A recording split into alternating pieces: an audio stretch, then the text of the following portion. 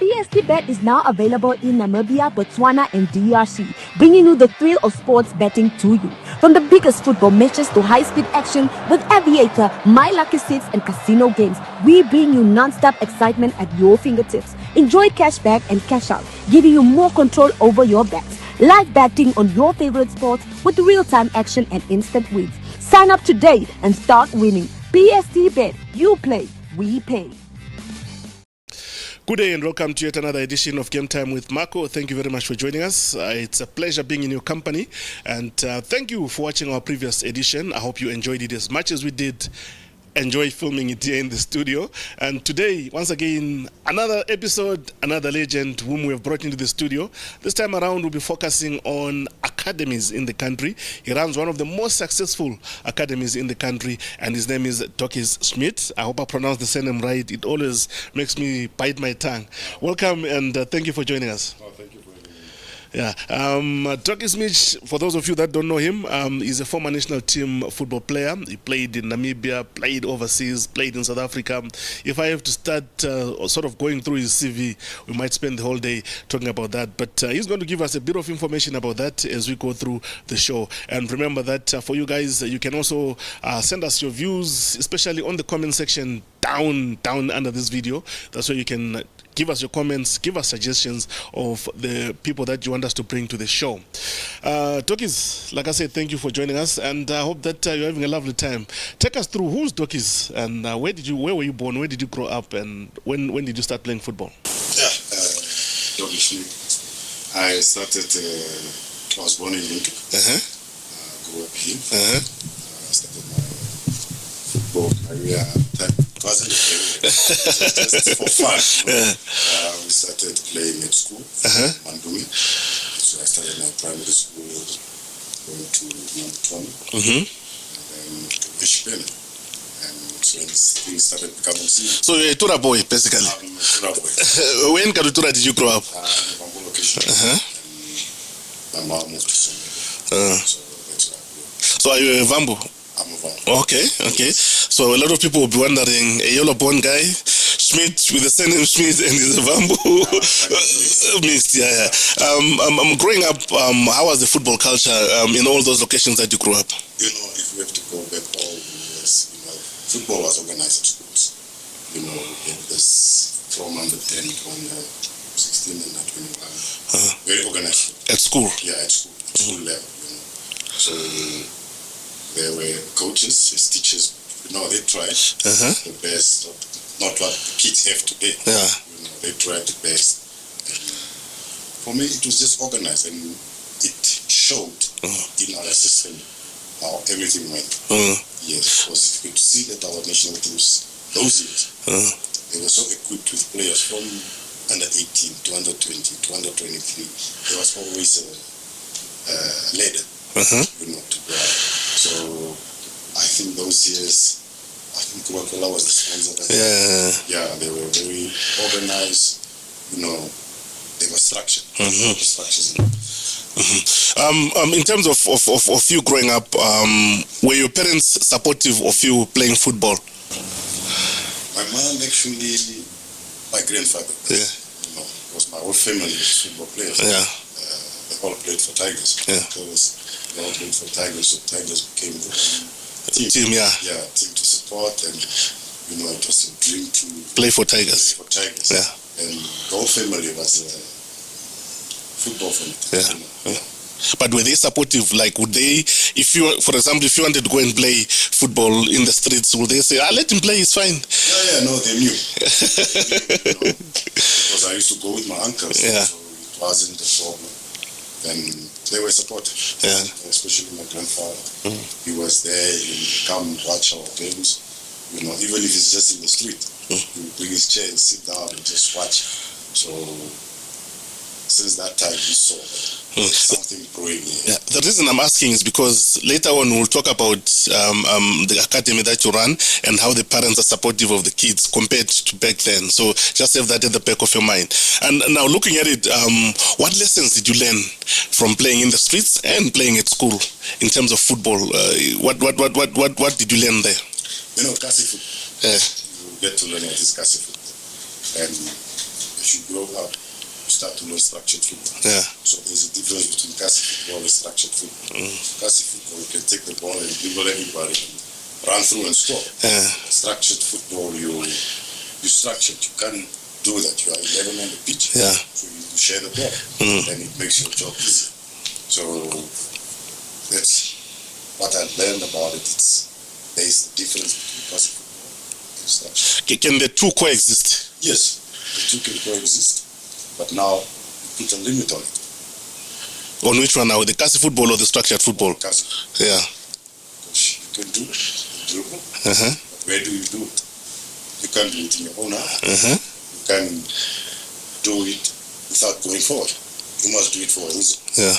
You know, to do it, is beat the player, to get away from the player, not, stand entertain the crowd. Yeah. So nowadays, as the game has evolved, you can do it, but it must be progressive. Okay. You need to do something with it. The end result should be forward. After you are done now, at school, obviously it was primary school, then high school. How competitive was it those days of the Coca-Cola Cup? Schools, Ashipena versus maybe not Mandume, but any other high school? Yeah. I would say football was competitive because most of the players that played those years, one of the best schools was Concordia. They had talent, talent from all over. Imagine you're trying very all these guys, it was massive talent. All the other schools, Koranga Secondary School, there was massive talent all over. The pool of players that was there, and I was privileged to play against those guys. Yeah. Because even Colin Bendam was at Concordia. So those guys were huge players. And some of them, at that age, at 16, 17, you could break into the Premier League. Even if you were just bench players, you could break in. Competition was so tough from school to get into it. Is that talent, do you think we still have that kind of talent these days? Yeah, but to be honest, I think we've lost it somewhere. And we've made football become so easy for the boys. It became a pastime. Pastime is just something I found free. If my dad can afford to put me in an academy, let me go. The boys that are really taking it serious are basically the boys from the castle. Boys that the disadvantaged guys. Sometimes you can see they really want it. But, circumstances. Nowadays, life is hard. It's everything. It's nutrition. It's your whole environment, social environment where you are. Some boys are really trying to get out of there, really working hard. But the streets are dangerous.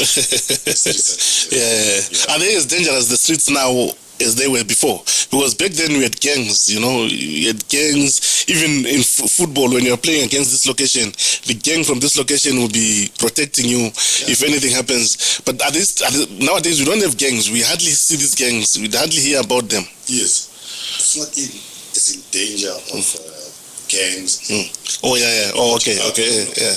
Just the social environment. Yeah. Nowadays you find 15, 16-year-olds, smoking these hookah, what is it? Yeah. It became a norm. It's a lifestyle now. It's a lifestyle now. They take it to school. It's a normal practice nowadays. And it's a danger for most of athletes. People want to play it. Kids want to play it. It's a danger that is sitting there. It's a timing bomb. We look at where is our youth, where are they going? Nowadays, the 16-year-old can break into the Premier League. I don't know when the last time we had a young person of 16. The last guy was Odi Low. And that was over 15, 20 years ago, yeah. Now you are done with school. When did you play for Tigers? When did you break into Tigers team? Were you still at school or it was after school? I was still at school. I started playing for my local team in Soweto. Yeah. So they were in the Premier League then? No. They were in the first division. Fourth division. Yes. I started playing for Hotspurs. Played for them, I think, 2 years. And we used to get a friendly with Ramblers. Asked to come to town, play in town, yeah.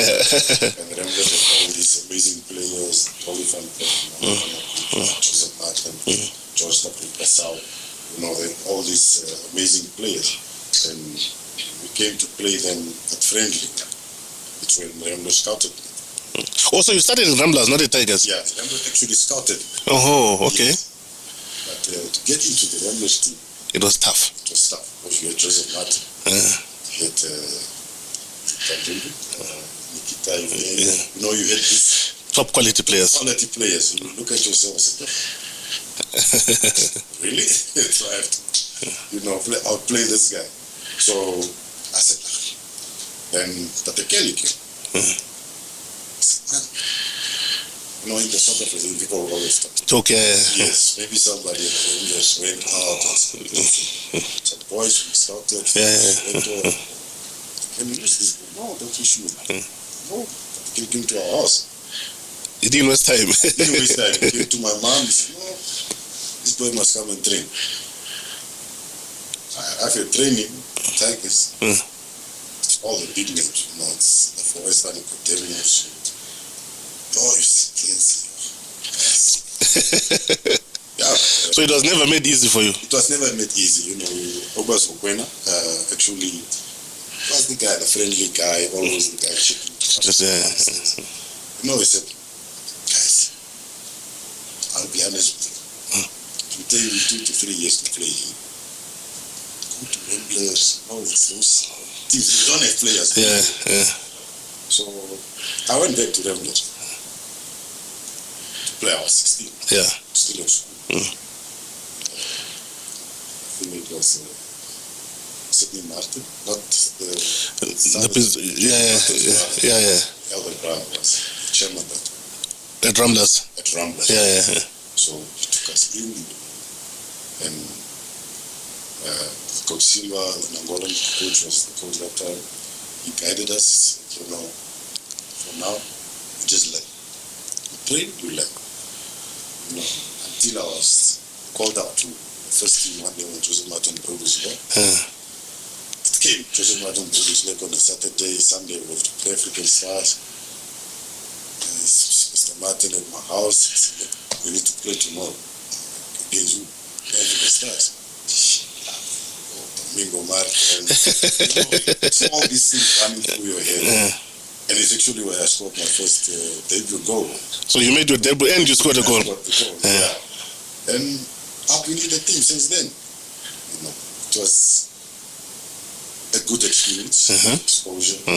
And I always say exposure does a lot of wonders. And through that, I started to love the game even more.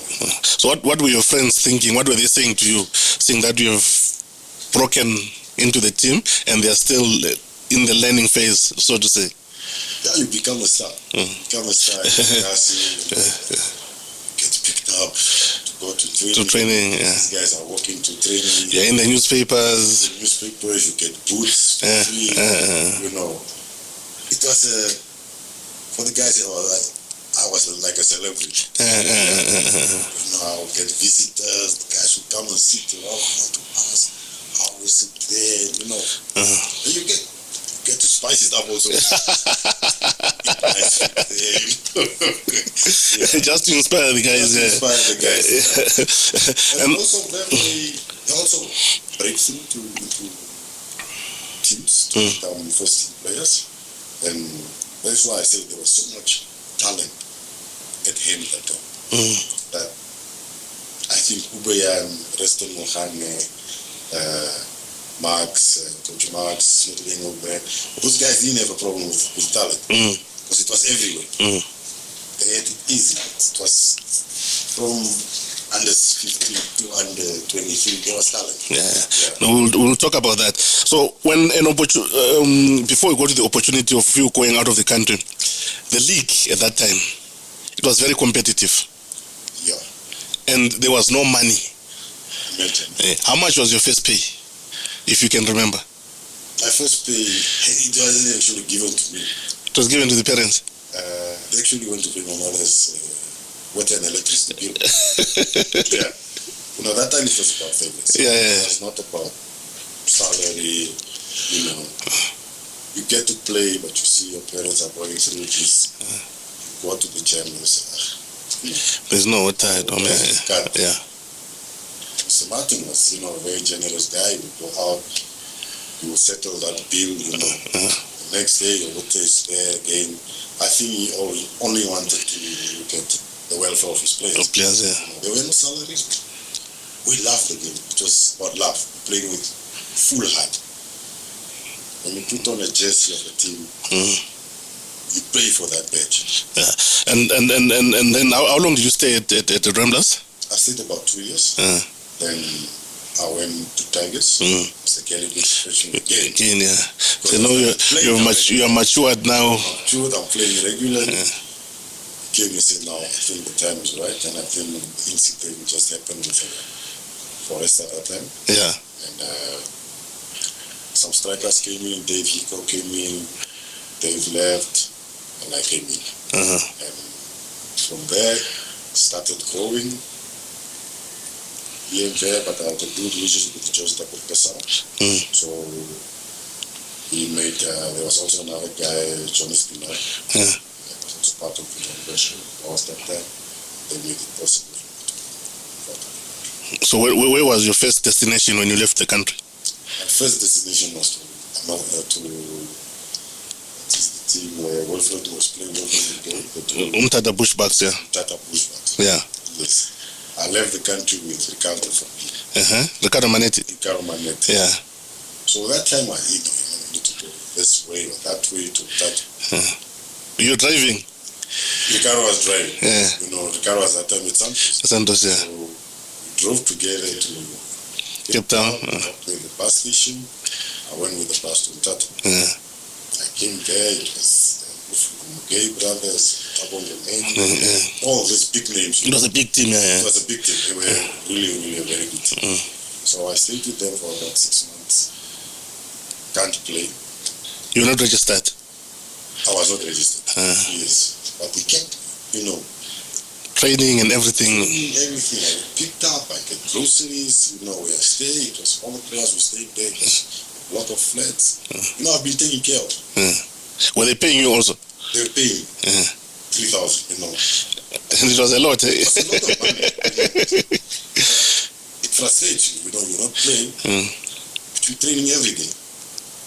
Team is traveling, you're left side of the team, training on a Saturday while the team is playing. So I said, let me go back home. The chairman was a very good guy. He said, okay, now, still young. Let's look at you after a year. Came home, I went back to Ramblers. From Ramblers is where I left the country. Okay, in Europe, where did you go? I went to Portugal. Came there, it was a done deal. When I arrived, the next morning, I was looking for medical. It happened. The next Saturday I'm playing. So it was everything was just... Everything was done. And the Saturday I'm playing. And so, how did you find it there? For me, I struggled with the language. And the rain. The rain. Cold and young, 17, 18 years old. And you have to stay alone, you have to cook for yourself, take care of yourself. So it was a new culture, new environment. New environment. But I know what I wanted. I didn't want to come back home. Whenever they say, okay, Christmas break, to go back, I said, no, I'll stay. I go to West Union, I send my mother money, that's because I wanted to stay, I wanted to show back. That I sacrificed a lot. So you'd stay train while everybody's on holiday. Everybody's on holiday. Holidays, that time you get the Christmas holidays, 4 or 5 days. You just rest. So for me, I thought, okay, coming home, I fly tonight, I arrive tomorrow morning. Spend the whole day, then I have to fly back again. Fly back. Basically, I'll be spending 3 days in London. Yeah. So what's the use? So I stayed, I trained, then there were some guys, that also stayed over, Nigerian guy, used to play together, stay together, we trained all the time. Yeah. And the standard, how did you find the standard of football there compared to what you had experienced in South Africa with Umtata Bush Parks? Even though you were not playing, but you could see the levels when it comes to training, when it comes even to, the way they conducted themselves, professionalism. Professionalism is one thing. We lack a lot of things. In Namibia? In South Africa, in certain teams, when it comes to professionalism. Yeah. How those people do their things, once again it comes back to, I was listening to your previous interview, it's about responsibility. Who does what? If there's a kid man, he focuses on this kid. If there's a coach, he focuses on this. Coaching. Translator, he just translates. He doesn't come with other things, and everybody there knows his job. So for me, when I came there, I went, ball was passed to the right side. I'm a striker. Obviously, sometimes behind the strikers, I went for a cross. Could stop the game. Training session. What are you doing there? What are you doing there? I said, no, coach, I'm eating in it. For who? You're supposed to be there. There are two guys on this line. Which is your right winger and your right back. That's where I learned the word about job description. That day, he set me down and said, this is your eye. It's not street football where you can run all over the place. You run all over the place. You want to take a free kick from your box to the front guy who's there. You're supposed to be there. And those are the things I said when it comes to professionalism. You need to learn a lot. Even in South Africa, some teams have really picked it up. Yeah. You can see when the way they dress, they walk. Some teams you can just see. Yeah. That the level has gone up here. Interesting. And the quality? Quality, my man, it's Europe. Even third, fourth division. The quality of football. It's about moving the ball. It's about the ball must constantly move. Players' fitness. All these things. The quality was always above South Africa. Yeah. But with all this experience now, with all what you've just said now, when you came back, did you apply that locally? Did you get an opportunity? Were you given an opportunity, maybe by your former clubs, to say, okay, this guy was with us, he went to play in Europe, now he's coming back home, he's retired, let's give him an opportunity to help us with these things? Yeah, when I came back home, I wanted to take a break from football. You were tired of it? I was tired of it, and I wanted to settle down. I wanted to say, now, I said to myself, I want to do something for me. Because if you are in a foreign country, you can't do something for yourself. Yeah. You don't have the time. You can't invest. You can't do anything. Yeah. Yes. So I said, no, I wanted to do something for myself. Okay. And get my life in order. And then we can look at football later. Family, My wife, that time, my girlfriend was around. She never actually wanted to marry me when I was playing soccer. We soccer players, But I wanted to be with her. I said, okay, I took a break from football and just concentrate on doing myself. So it took me some years. Got married, kids, but locally no team actually came and says, come and help us, come and help us with expertise, until I got my son, 14-year-old, time for 5 years. So when I started again back into football. Yeah. So I said, okay, I'll go to the field, watch this guy play, give him his first opportunity. But at least now I know what it takes. But why I asked you is because we always complain that clubs are not professional, but we have had people who have been exposed to professional setup. We complain that clubs are not well coached. We have guys who have played in Europe where there is proper coaching and when these guys come back, why is it that we don't use them to say, look, this guy, he played in Europe. Let him come and teach our juniors the basics. Because those players, some of them, when they're in Europe, they are coaching the under 10s, the under 9s in Europe. So why can't we do that here locally? What is stopping us? I think the problem here, Marco, is, people have this perception that you know too much. No, but if I know... You can come and tell me. No, but if I know, I know. I've experienced it. Yeah. Yes. If I know, I know. If I know, I know. If I play there, I play there. You can't take that away from me. It's unfortunate you face these things where people you gave, before I started with our academy, yes, I had the blueprint. I shared that blueprint with Tigers. And Tiger still doesn't have an academy. Oh, don't worry, we're in process of doing this. I said, now take the blueprint because you're already in process. Take the blueprint back and I'll wait for you guys to start. Never happened. Up to now. Up to now. Up to now, never happened. So it's unfortunate. People don't see the reality sometimes and don't see the benefits of youth. All right, now you're in Portugal. We just got sidetracked a bit, but that's how football talks go anyway. You're in Portugal. You play there. How many seasons did you play in Portugal? 2 seasons. And then where was your next? When I left for Germany. Yes, because I felt I would relate more to German than Portuguese. Yeah, language-wise. Language-wise. Yeah. So when I moved to Germany, it became easier for me. Yeah. Communication, it's basically... And the culture also is a bit... culture I know from it's something I can relate with. Yeah. Yes. How was it in Germany? Obviously, the rain was still there and the cold was still there. The snow, but it was nice. Yeah. It was a good experience. And which club did you play for? I went to São Paulo, to Portugal. I went to Germany. Which division were they at that time? All in that time, they were relegated to the third Third division, division. yeah.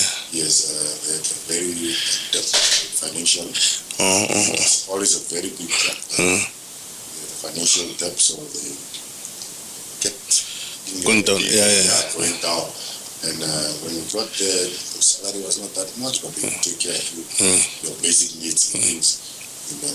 From there, I moved to the site of Dortmund. I played for what is the club?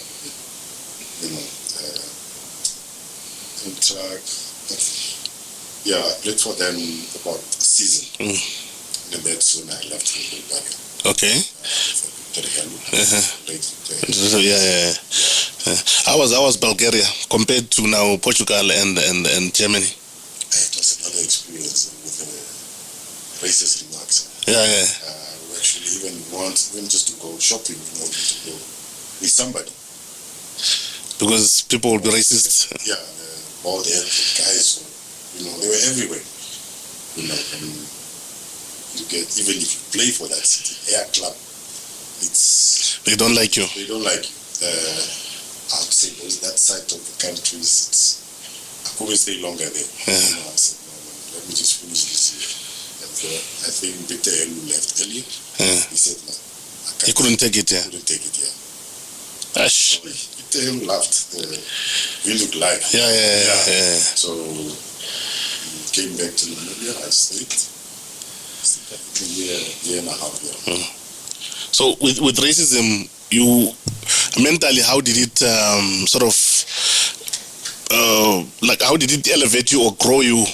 I mean, how did you grow the thick skin to say, even if these guys are racist, I'm here to do the job, I'm just going to do my job, no matter how painful they make it for me? For me, as I said from the beginning, I wanted it so much.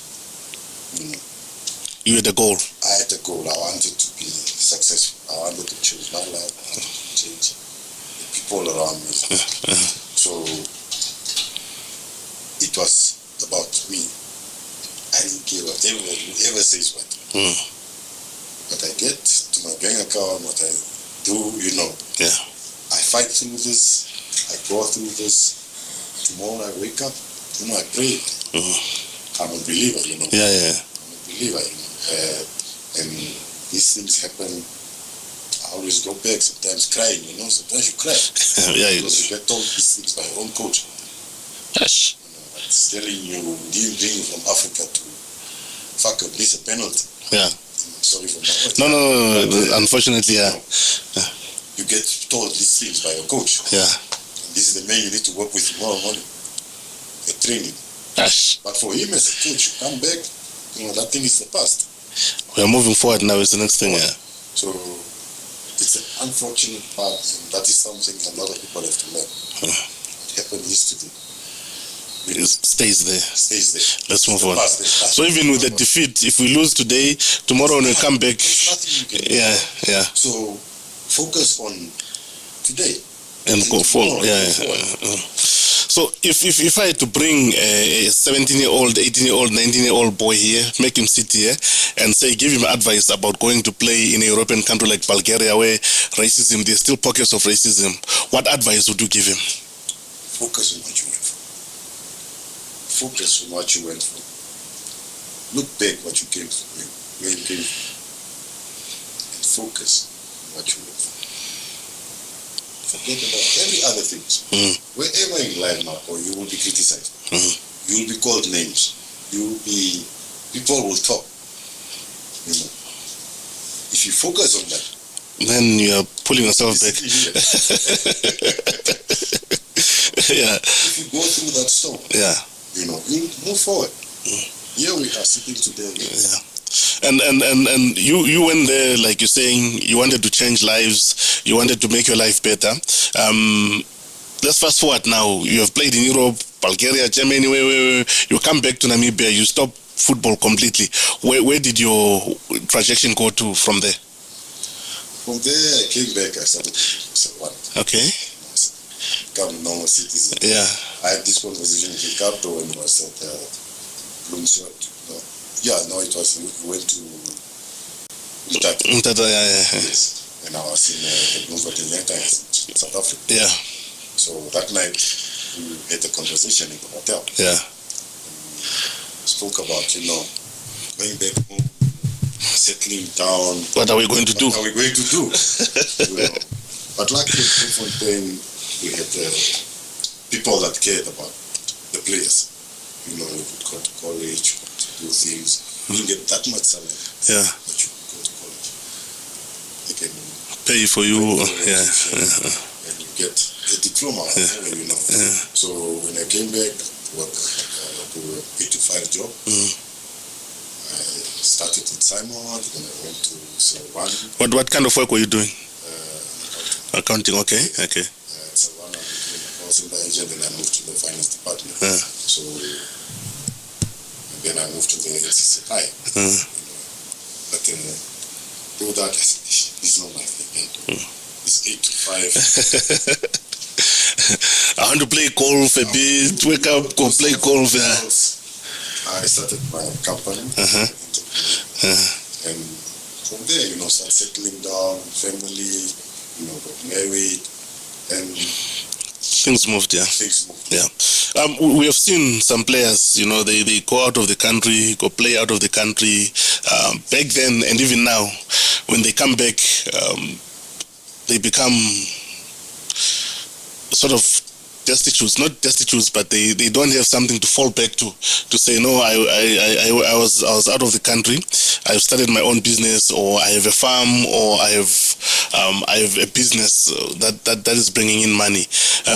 Again, if I bring a player that's now playing in South Africa, or is just got a contract in Botswana, what advice would you give them? Because I think that's what lacks with most of our players. They are not given advice. They don't even learn from the ones that came before them. What advice would you give to a player so that their life is taken care of after football?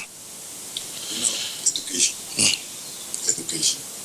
It's something, an experience, something you can't just take away from someone. So I always say, mingle with the right people. Get the people around you make it. If you have the wrong people around, they will obviously take you with it down the drain. But if you have the right people around you, every person, advisor comes and says, you need to do this, you need to invest here, Sometimes take a moment with God. Let things sometimes flow. Yeah. Take a moment with God. I have this much money. What must I do with it? If I do this, will it work? Will it work? But sometimes we're too rational. We just want to quick money. Do this, But as I said, they need. If you look at Shamu. Otto, these boys, before everything, they always put God. And you could see how their careers are going. So, always believe and take your time. Don't rush into things. Has there been any player that has approached you to say, look, Grootman, you've been, all over the world and you came back and your life is still together. What is it that you did? Has there been a player that came to ask for advice from you? No. My answer is this. No, I'm saying I'm not talking about the boys in the academy. Yeah. Just random players. You just get a call from a random player. Grootman, can we meet in town? I just need 10 minutes of your time. Please advise me. Then they call you, tell you, no, Grootman, I expect you, And there's one player I took on. Was actually from my Tikanas. Cisco Aras. Yeah. Is the player I guide now. Okay. Because I can see the potential. Yeah. Whereas brilliant defender, took him to Judy's Center Chiefs. And currently became one of the best defenders in Botswana. Yeah. I've seen the reviews, yes. Only 2-3 months, And yes, his girlfriend, yes, his daughter. So we had a very good conversation. For you to focus. You need to have your girlfriend. You need to have somebody that guides you. If you don't have that person around, somebody that can tell you that this is wrong. You are a professional. You can't go out on a Friday after the game, go and drink and want to play Monday and Sunday morning at training. These are just basic things, and you really need somebody next to you. That will calm you down, Our girlfriends, our wives, but reality is they are there to guide. They are like sent people, to be. They say it's your rib, yes. Yeah. And they are there to help you, through these obstacles, and there will always be challenges. You will always be invited to receptions, to parties. And with a guy like Cisco, he's going to a foreign country and he's playing so well. The women in that country also will be looking at him, trying to distract him and already his first game was a problem. Yeah. The first game I had to move from where he was staying. Oh, okay. Yes. I had to all the teammates listen. He can't stay here. Can't stay there. Somewhere else. Where it's quiet privacy. Yeah. So those distractions will always be there. All right, go back again to we'll be sidetracking here and there as the conversation goes. Now, when you came back, you started working at Cell One. I think it's Telecom now. It was known as Cell One. Those of you that don't know, it was known as Cell One. The first company that gave us free airtime every Friday. From Friday, I think to Monday morning, would get free airtime, free calls, free SMSs, and all that stuff.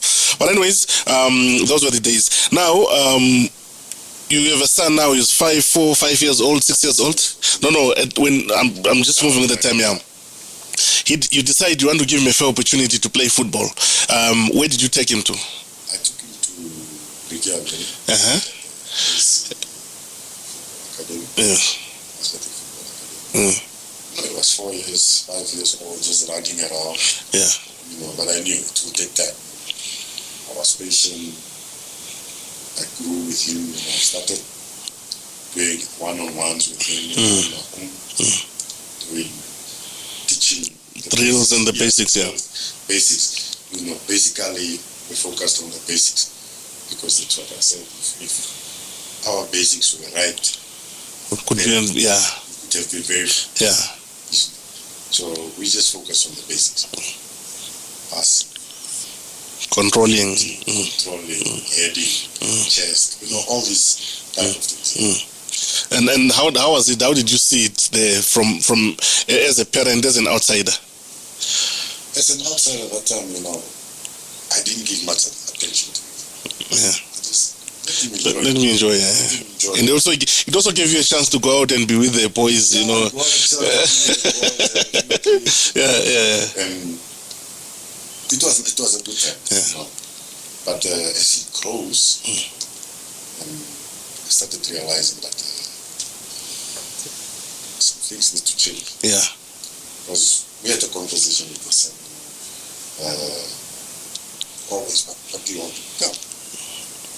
No. You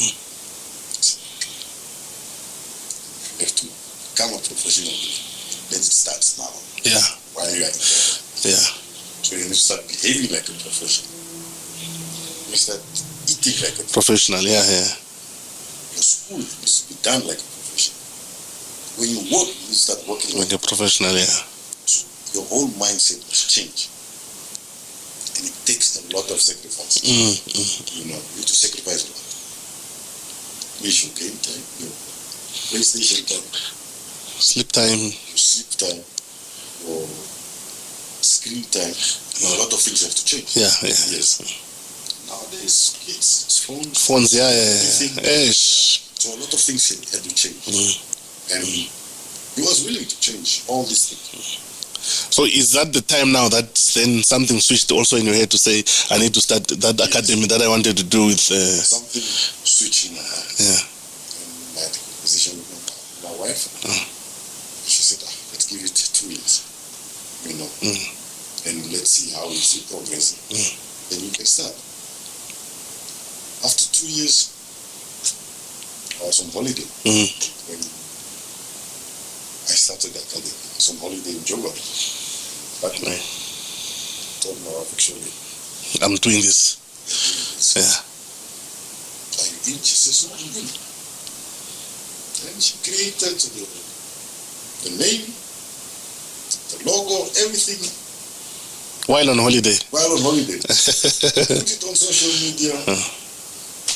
And the next day we got the first application. Yeah.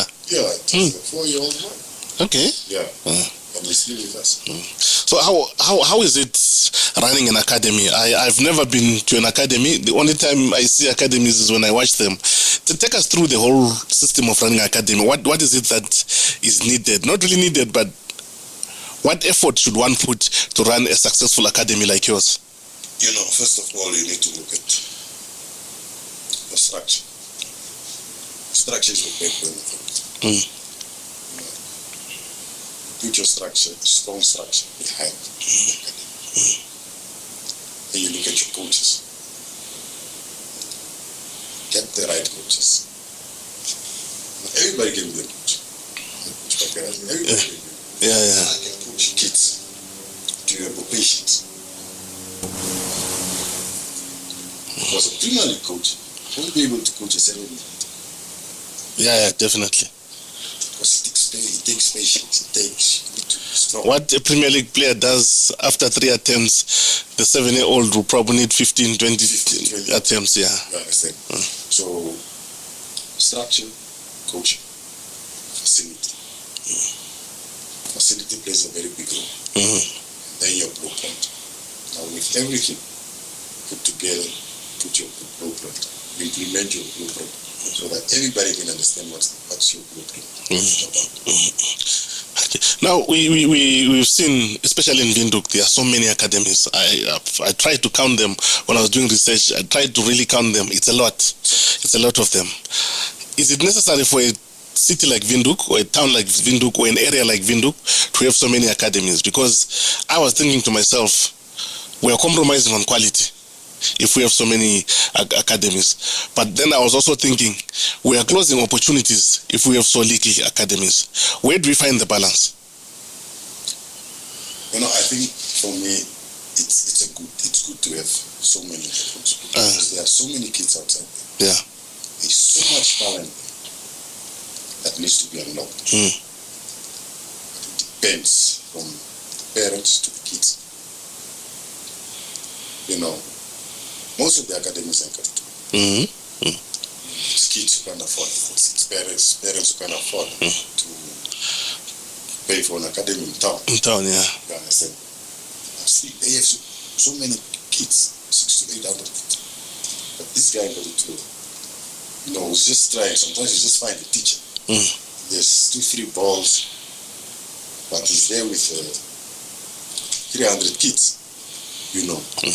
So the balance there, the talent is there. How we manage it. We need to get, like divisions, like structures put in place for let me say, Kabutura East has its own league. Kabutura West has its own league. We need to structure all these things in order to control and identify talent.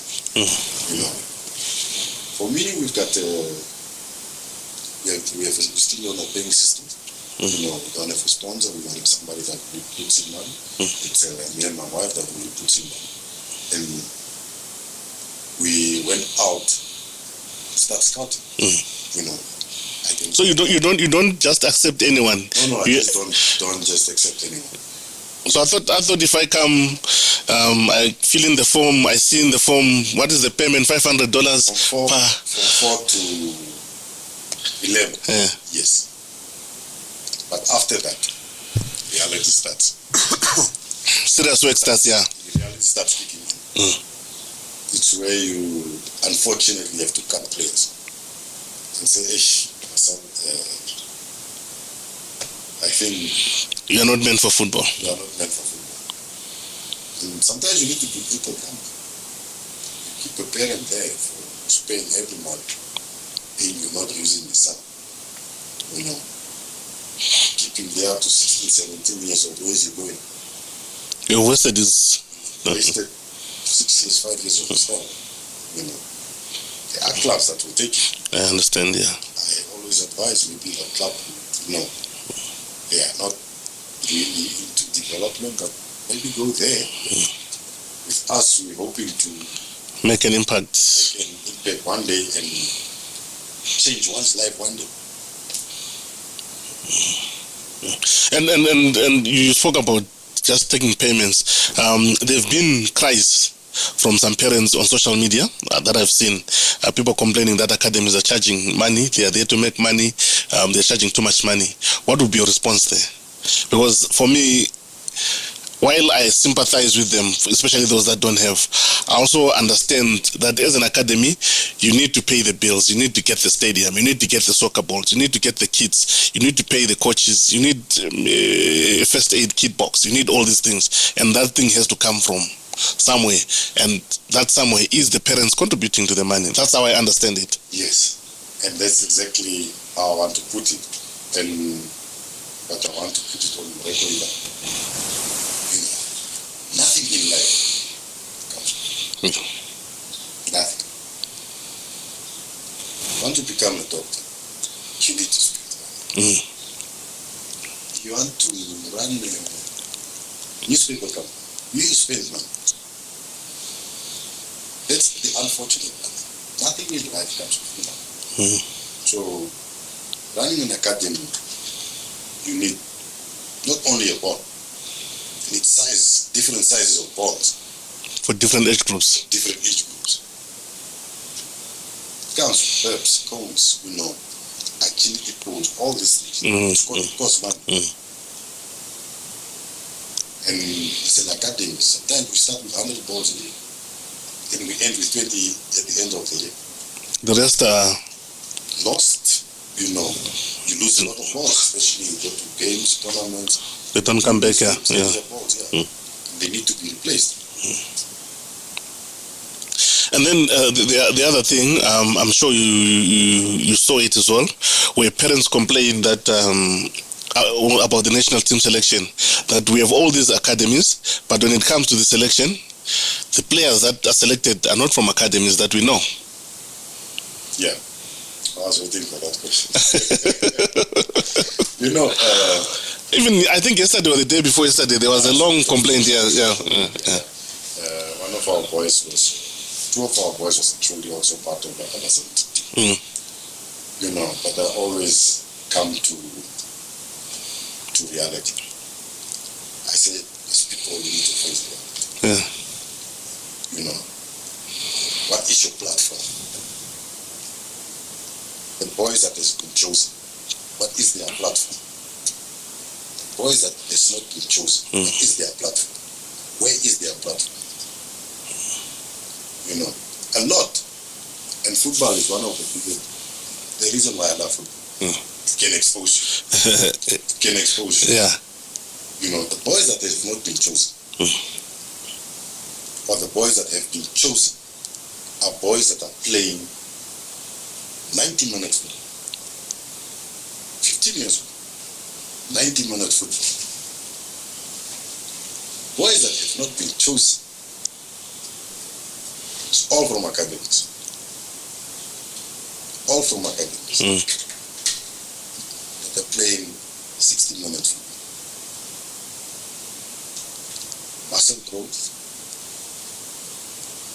intelligence, maturing, two different aspects. You know, who matures quicker? The one who plays more. The one who plays more. How many games per year do you play? I look at the leagues. We don't play a league. We said, okay, not going to play a league where we play 30 minutes a half, 25 minutes a half.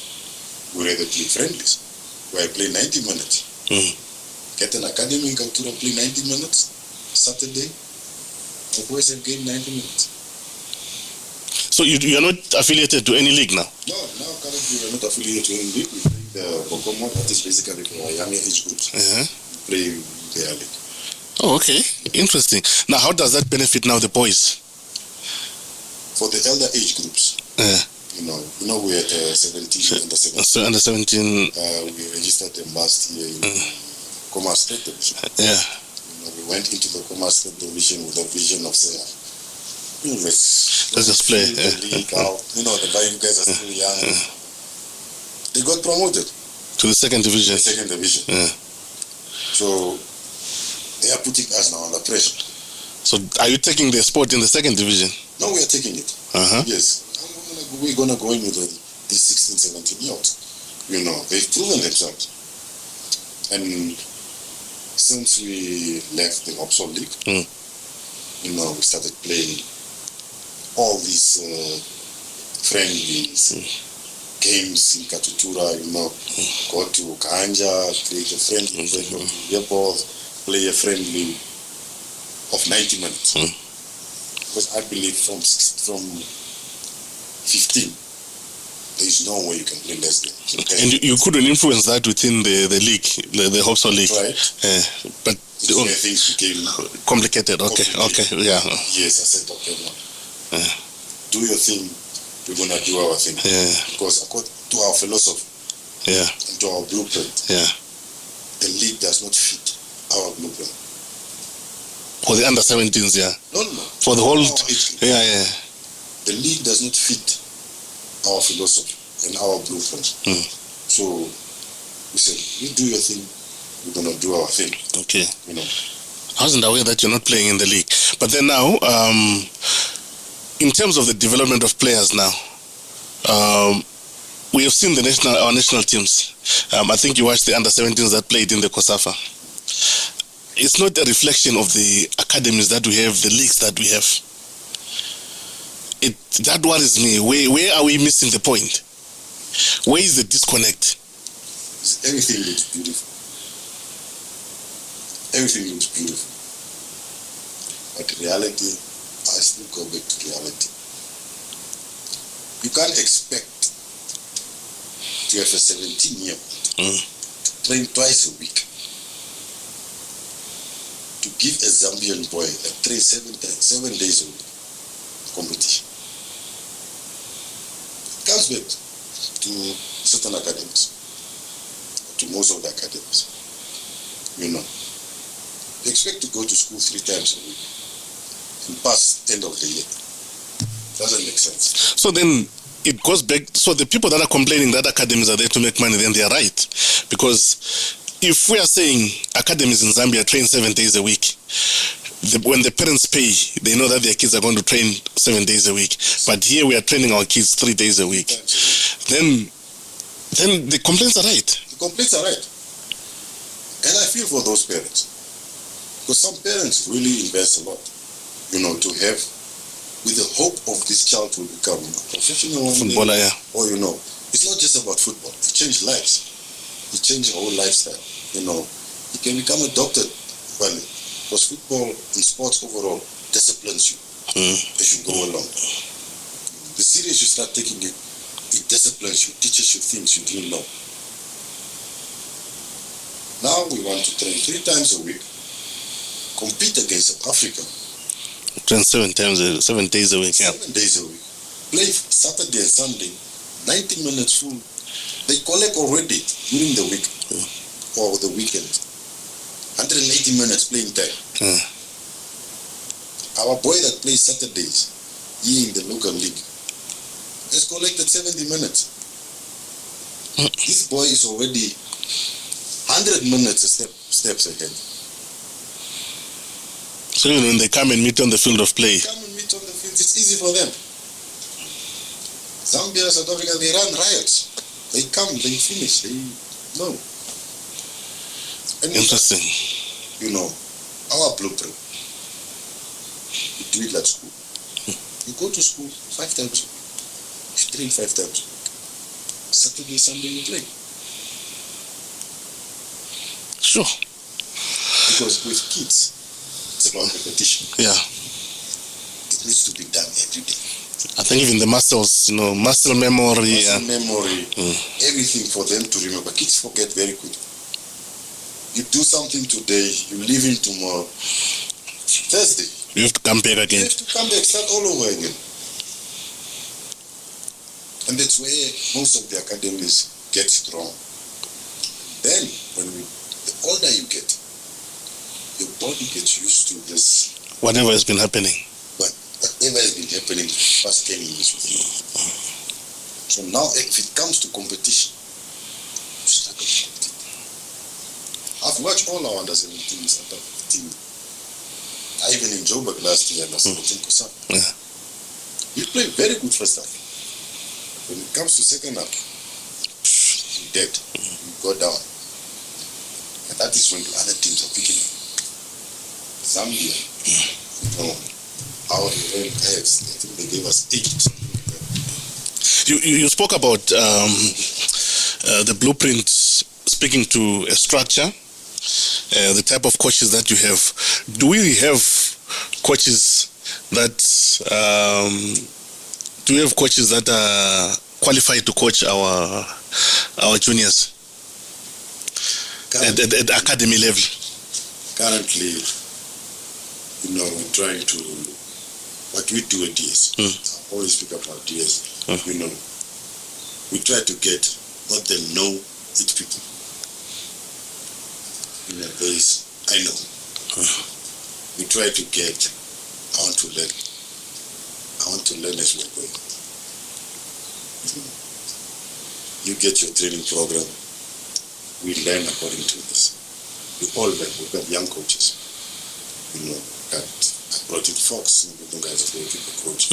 Sparks, goalkeeper coach for the senior team. And I brought Robinson Yambo back, for defenders. Yeah.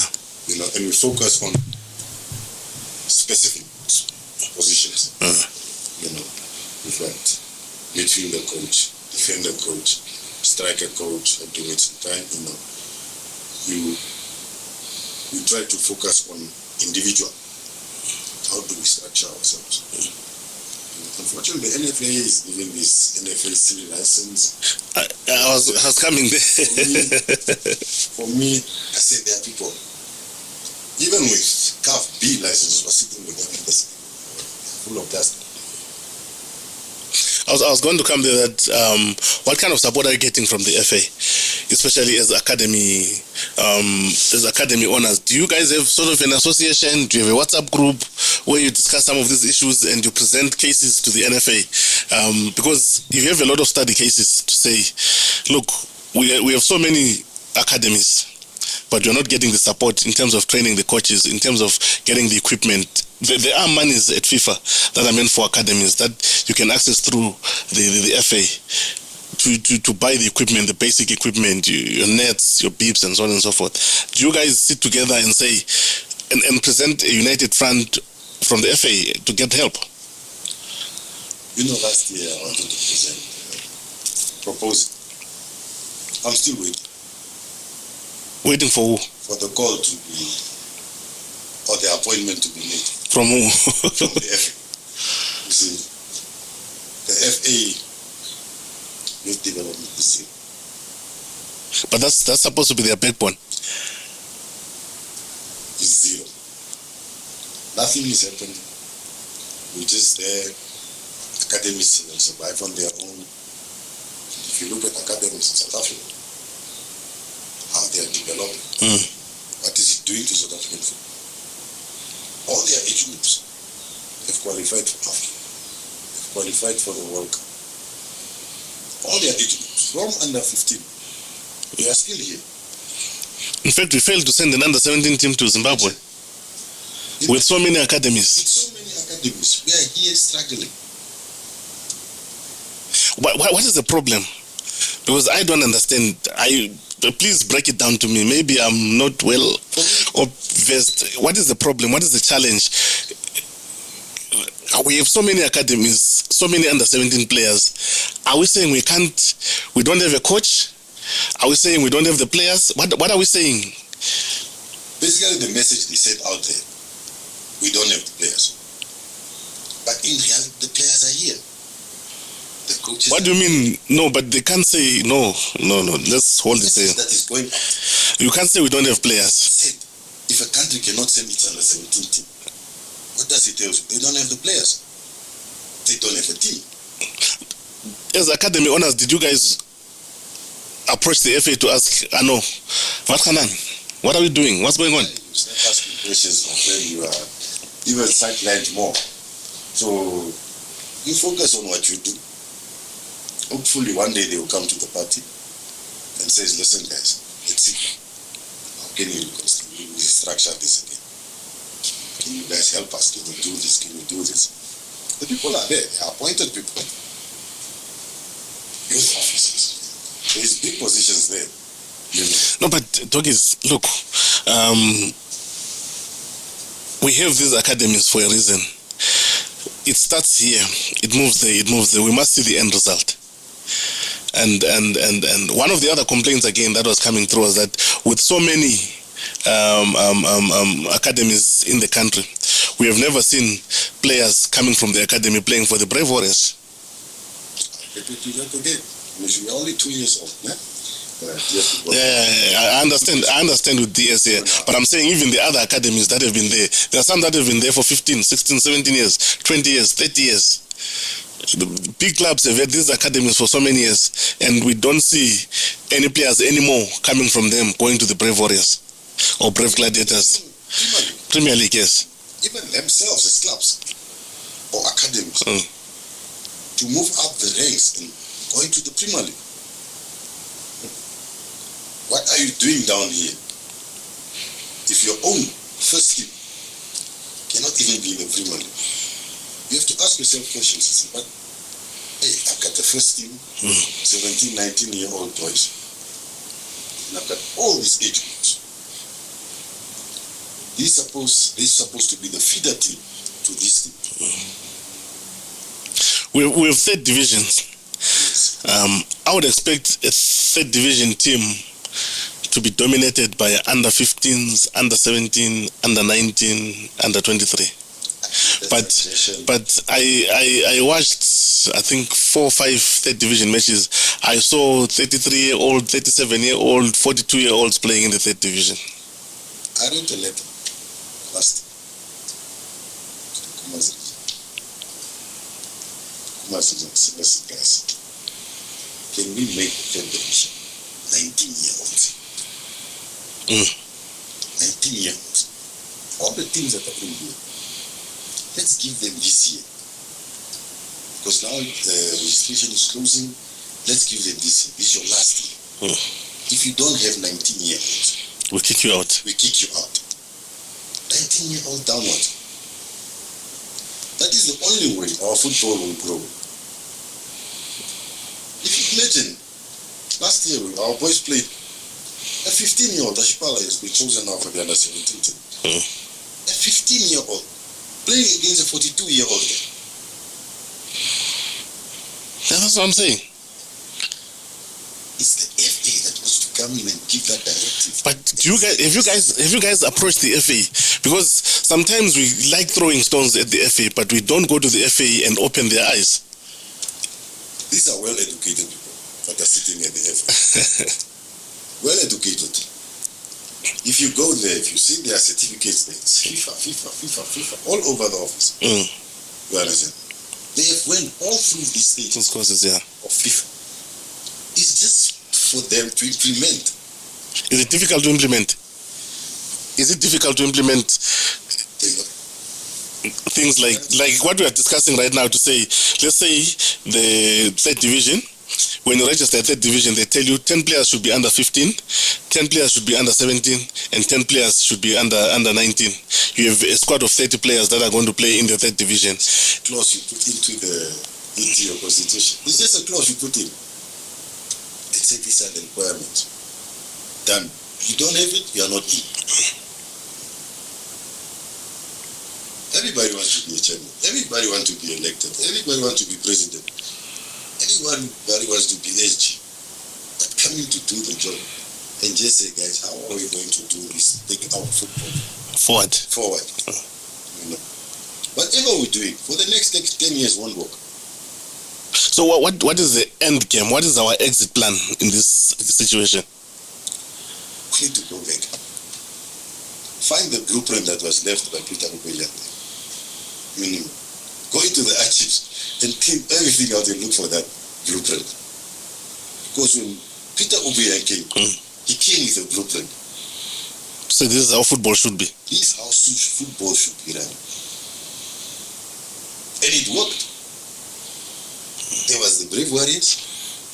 There was the under-23 team. There was the under-22. When was the last time an under-23 team played? I can't even remember if we have one. I can't even remember if we have one. So where will you get the players for the Brave Warriors? Good question. Shaulila is 35, 33 is telling now. Otto is finishing now anytime soon. Every day when I'm driving, training, I think about where are we going to be in the next 2 years when all these players are retired. About 7 of them will leave football in the next 2 to 3 years. 2 years. 2 years. Then they are done. Where are you going to get that crew? Because currently, it's only African stars that are having players. Congos that is having quality. Minamot is having very young players. You know. If you look at all the other teams, it's below average. Let me be the devil's advocate. As a country, are we justified in demanding that Colin and his technical team and the Brave Warriors should qualify for the World Cup? For me, personally, no. I am going to do that. What are we going to do there? At the World Cup? At the World Cup. We don't embarrass ourselves. We don't have a structure. We don't have a backbone.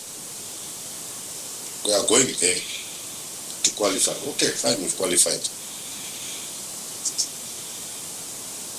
As what as are we doing as a country? Just want to qualify to the World Cup. Will that change? We went to the African Nations Cup, didn't it? 2 or 3 times. It's 4 now, yeah. It's 4 times. First time was 98. That's how many years? We went 2000 was it 2008? Yeah. Again. And then we went 2019 and 2021. Yeah. So you see the gaps. If we have to go to the World Cup, with whatever incentive we are going to get, what are we going to do with it? We couldn't do much with the incentives we get from CAF to change our program. If you look at this Cape Verde, they went back to the blueprint. First of all, you look at for facilities. We are focusing going to the World Cup. Fine, Brazil wants to play you or friendly. You have to take them to Botswana or to South Africa. We have to start facing reality first. Sort ourselves out. Do you have a backup plan? Are we going to go to the World Cup and be a one-time show and only arrive after 50 years again? Or are we going to go and say, listen guys, whatever we have now, let's invest it in youth. And the other question is, we have seen some academy players, right? From, I don't like saying this, but I can't find any better word, from white families, white kids. They've been playing in some academies.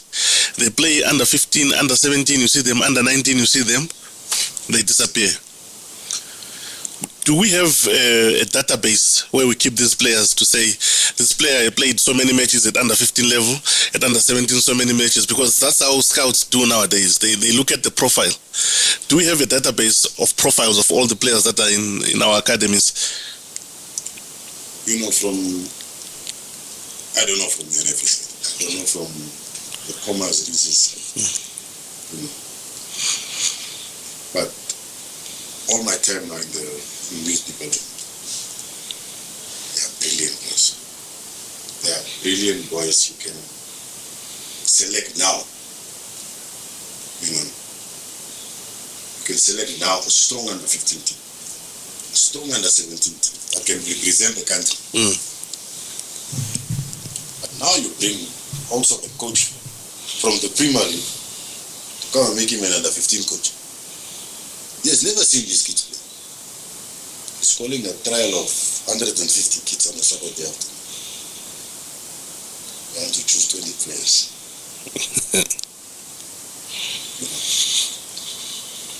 Some of these white boys, I'll put it like that, German boys. Yes. Very good goalkeepers. They become goalkeepers. You know, they understand what is job description. Yeah. Goalkeeper. You stick to goalkeeper.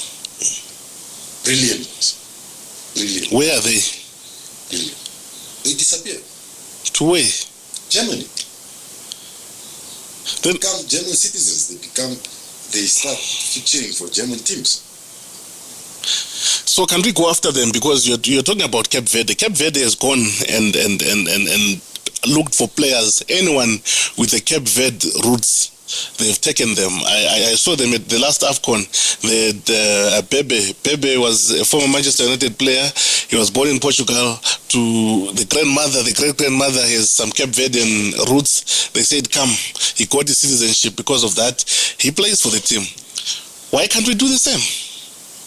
Is that difficult? Are we saying we don't have even 5 players in the 3rd division, 4th division in Germany there? We do. With Namibian... But for these players, for their parents, you know, these Germans, they look at us. We are not even structured. We are structured by position. But if if you go to that office, there's no structure. there's no structure. The cleaner is the secretary. Cleaner is asking you, why do you want to see the SG?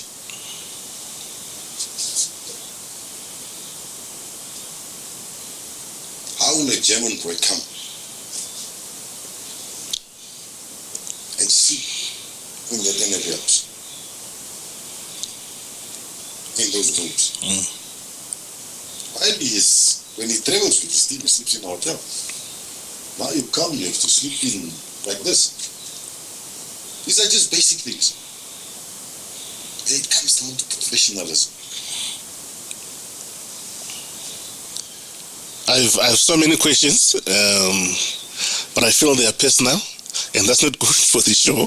But what is the way forward? Again, I come back. What is the way forward? What is our escape route? What is our, what is our target? What is our goal with the academies? Because it's a lot of them. Parents are paying money. Parents are using petrol to pick up the kids and drop them. At the end of the day, after spending so much money, 5, 6, 7, 8, 9, 10 years, nothing comes out of that. For kids, for parents, there is a difference between the academies. There's a social academy, and there is an academy that develop players. That goes for development, put development before social. Some academies, I call them social clubs. It's just to chill. It's just to chill. For the vibes, yeah. For the vibes. We can tour now to Cape Town, no problem. We can afford. Let's go. But what is your takeaway from there? A lot of parents, I would say, especially if it comes to the influence, they want this vibe. It's an opportunity. It's an opportunity to chill. Talk about business. What business will I go and talk to an academy owner or my child plays in Kazutura?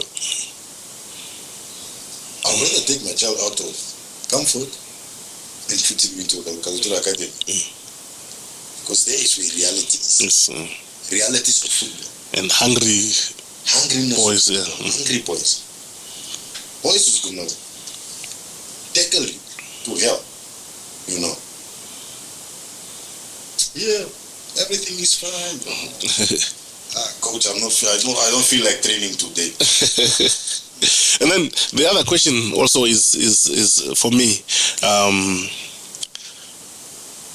when we send our kids to the academy, what are the expectations from you as academy owners? Like, if I want to send my child to your academy, what is your expectation of me as a parent, and what is your expectation of my child? For me, basically, it's your support. It's all I need from a parent. Support in terms of? Your child. He must be there on time? He must be there on time.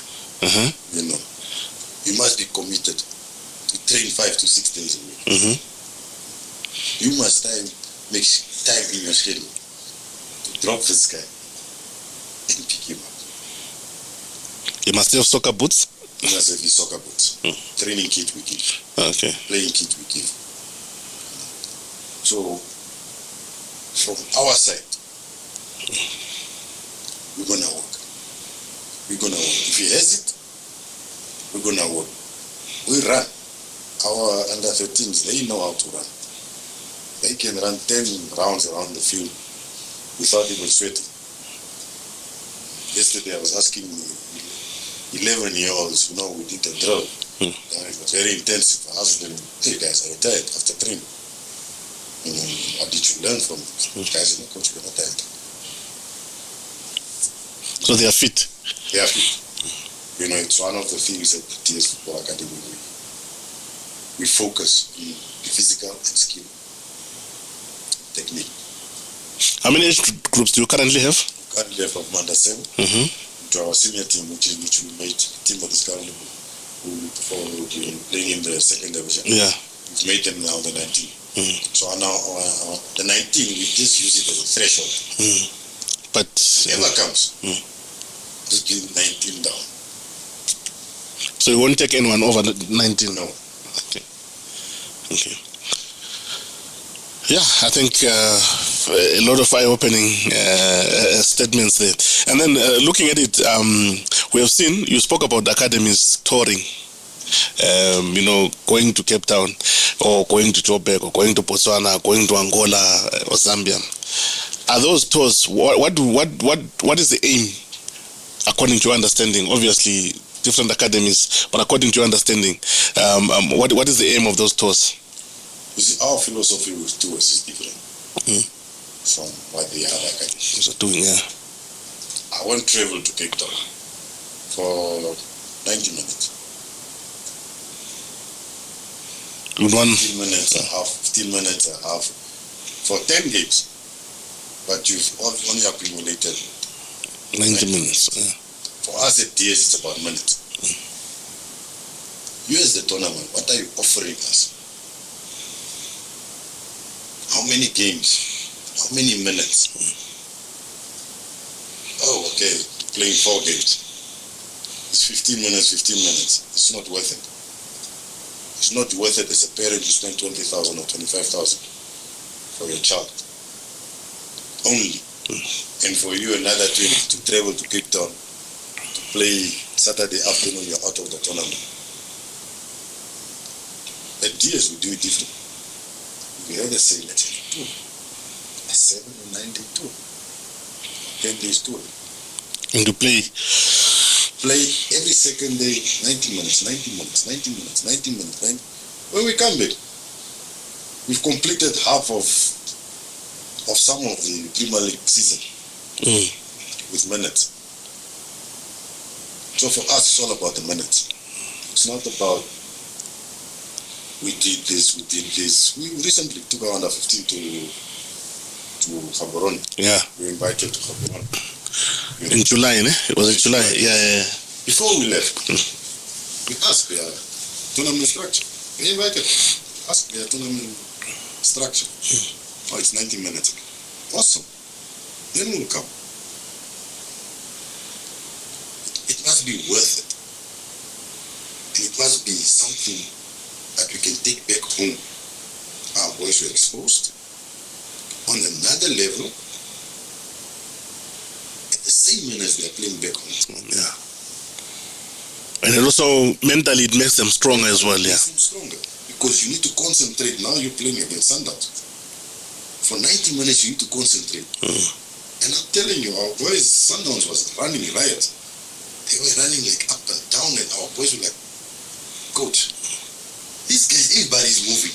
I said, yes, we just need to keep ahead. You already see what it means to them, the exposure they're getting. You see that, this game at 90 minutes can be, the intensity can still be this. Yeah. No, it's very clear that we have a lot of work to do in terms of what's happening in the academies. What kind of help does DS Football Academy need at this point in time? If somebody wants to help you guys, financial finances, yeah. Finances, sometimes it's not just about finances. Balls, burps, training equipment. It's things we need. It's things we're gonna need every day. Yeah. Money, give us $1 million now. It can finish tomorrow. But with equipment, you can keep it for a longer period. Yeah. Yes. And you can make use of it. You can take a lot of kids through without that equipment. So where do we find DS Football Academy? DS Football Academy currently with Hills Primary School, training there. We're there every day from 3 to 6:30. Different age groups. Different age groups, yes. So we're there, the younger one starts earlier, and the under 15, the 11 sides. It starts from 4. because they have a bit more field. Yeah. And social media, are you active? DS Football Academy, Instagram, DS Football Academy. Facebook is DS Football Academy.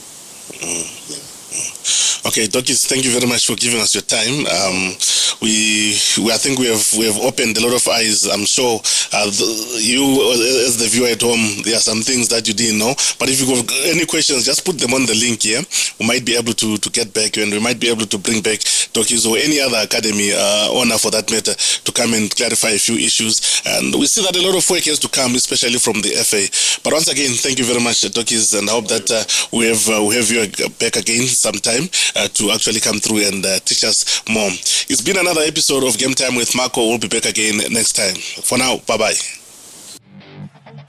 PST Bet is now available in Namibia, Botswana, and DRC, bringing you the thrill of sports betting to you. From the biggest football matches to high-speed action with Aviator, My Lucky Seats, and casino games, we bring you non-stop excitement at your fingertips. Enjoy cash back and cash out, giving you more control over your bets. Live betting on your favorite sports with real-time action and instant wins. Sign up today and start winning. PST Bet. You play, we pay.